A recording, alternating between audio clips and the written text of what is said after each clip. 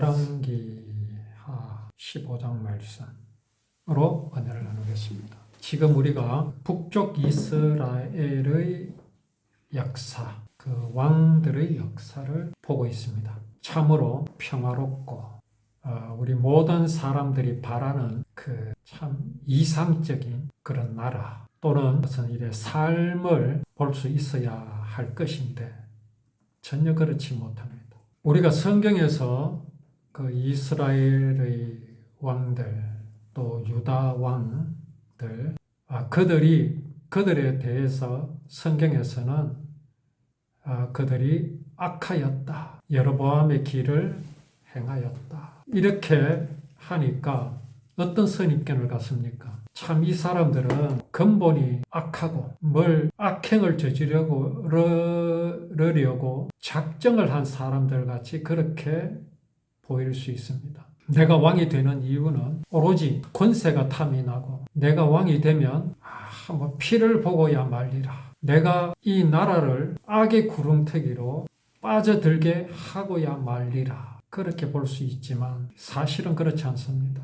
이 사람들 마음에도 이 나라를 잘 다스려 보고자 하는 마음이 있었을 것이고 또 이 나라를 도덕과 윤리 또 이스라엘 같은 경우는 율법을 하나님께서 주셨으니 그 율법에서 지키게 하신 것들을 잘 지켜서 타의 모범이 되는 그런 나라로 만들어 보리라는 그 마음으로 왕이 되고자 하고 또 그렇지 못한 왕을 이제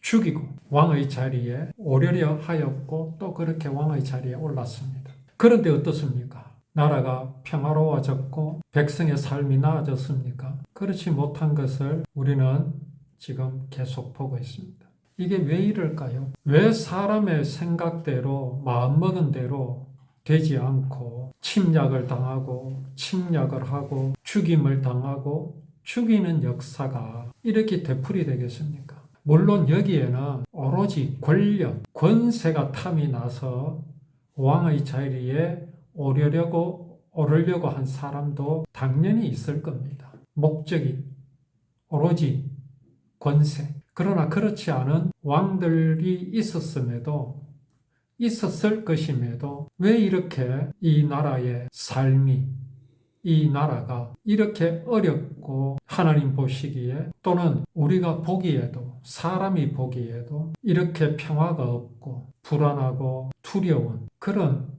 나라가 되고 삶이 되겠습니까? 이것이 바로 하나님이 지배하지 않고 하나님의 지배를 받지 않기 때문에 그렇습니다. 그 마음에서 하나님을 버렸기 때문에 그렇습니다. 권력을 잡으면요, 돈 벌기가 참 쉽습니다. 모든 정보를 한 손에 가지고 또 모든 정보 자체를 만들어낼 수 있기 때문에 그렇습니다. 한 가지 이슈를 딱 정해놓고 미리 돈이 흘러가는 곳에 기다리게 합니다.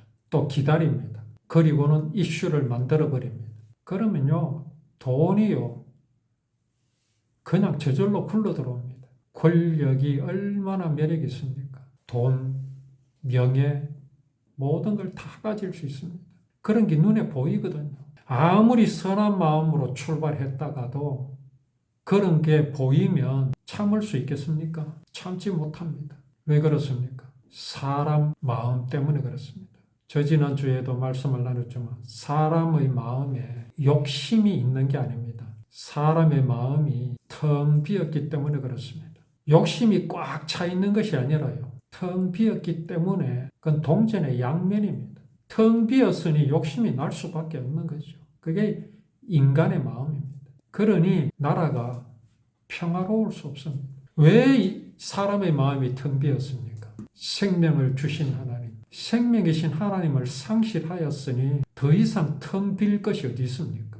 생명이 없는데 아무리 채워도 인간은 만족하지 못합니다. 진실로 잃어버린 것을 채우지 않는 한은요, 왕이라는 명예를 채워도 만족감 없습니다. 그 어떤 권력으로 채워도 만족감 없습니다. 한 10억 있으면 만족할까요? 절대 그렇지 않습니다. 절대 그렇지 않습니다. 그 이유는 진실로 채울 것으로 채우지 않으면 절대 만족감이 없다는 것을 우리는 알고 있어야 합니다. 그걸 모르기 때문에 사단에게 자꾸 끌려가는 겁니다.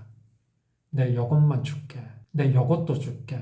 그렇게 하면서 우리의 마음을 생명과 점점 멀어지게 합니다. 이스라엘 역대 왕들, 유다 왕들, 이 나라가 조용할 날이 없는 이유입니다. 자, 이스라엘의 왕으로 이제 베가가 등장합니다. 베가. 이 베가는 버가히야를 무너뜨리고 왕이 되었습니다. 하나님 보시기에 악한 일을 저질렀지요. 누차 말씀드리지만 그 악함이란 행실이 악하고 마음 쓰는 게 악하고 물론 그랬겠지요. 그러나 우리는 이 악함이란 것이 무엇인가를 정확하게 알아야 합니다. 하나님을 섬기지 않는 겁니다. 하나님을 찾지 않는 마음입니다. 하나님을 하나님으로 여기지 않는 마음입니다. 율법으로 언약하신 것이 무엇인지를 모르는 것, 알려고 하지도 않는 것, 그게 악한 겁니다. 베가가 그랬습니다. 그렇게 베가가 그저 한 줄로, 역사의 한 줄로 그냥 끝이 나버립니다. 그는 하나님을 섬기지 않고 이스라엘에 남아있는 그 우상들을 그대로 섬겼습니다. 우상을 섬기는 그것을 두고 성경에서는 악하다고 말씀하십니다. 하나님을 믿든 안 믿든 자유 아닙니까? 아니 왜 그걸 악하다고 하나님께서 말씀하십니까? 그것은요, 하나님께서 사랑하시기 위하여 사람을 창조하셨잖아요.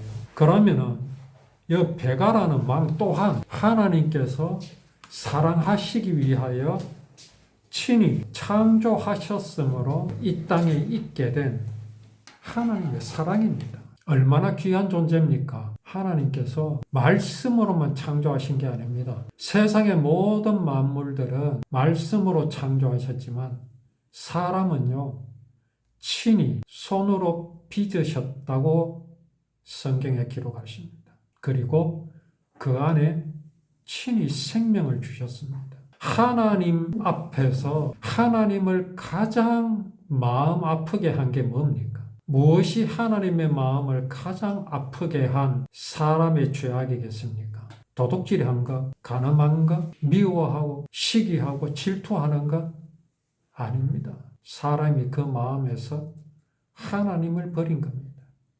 베가의 죄악이 하나님 앞에서 큰 이유는 뭐냐? 그 마음이 하나님을 찾지 않는 겁니다. 하나님을 찾을 마음이 없습니다. 그 죄악을 베가는 저지르고 있다는 거죠. 하나님을 찾지 않아요. 하나님에 관심이 없습니다. 우상을 섬깁니다. 이스라엘이 왜 이렇게 되었으며 이스라엘의 열왕들이 왜 그렇게 하고 있으며 여기 베가는 또 왜 열왕들의 그 발자취를 그대로 따르고 있습니까? 무엇이 도대체 이 사람들 마음에 있어서 전혀 이방인과 구별되지 못하고 있습니까?